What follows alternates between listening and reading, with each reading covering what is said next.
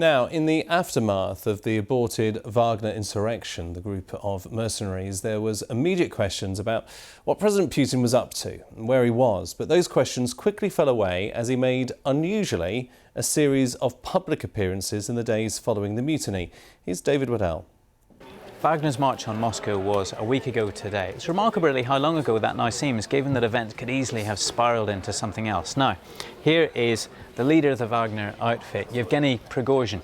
On Monday he released an audio message explaining his side of the story, in which he says they were keen to hold to account those leaders responsible for mistakes in the Ukraine war.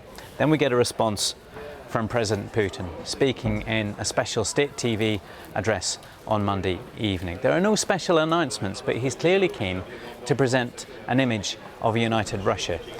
Steps were taken, he says, to avoid spilling blood.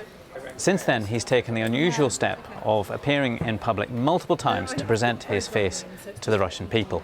On Tuesday, 2,500 soldiers, Russian Guard and security officials are lined up on the Kremlin's Cathedral Square. This is the site of coronation and funeral processions of Russian Tsars. To a presidential fanfare, Vladimir Putin descends the steps of the Kremlin, going down onto the square.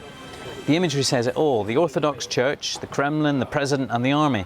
He delivers a speech to the troops, and together they observe a minute's silence for the Air Force pilots killed in the insurrection. It's all about national unity and perhaps victory. On Wednesday, in a highly unusual appearance, he gets up close and personal with crowds in Dagestan. Officially, he's there to chair a meeting on domestic tourism, but it's not the meeting that dominates news bulletins later on Russian TV. It's the crazy scenes that follow. The Kremlin leader is shown being mobbed by an adoring crowd in the city of Derbent.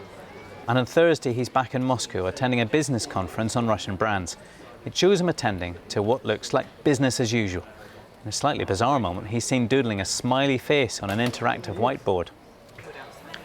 A vision of contentment, if you like, as President Putin tries to demonstrate that all is well with the Russian state, despite that weird turn of events from just days earlier.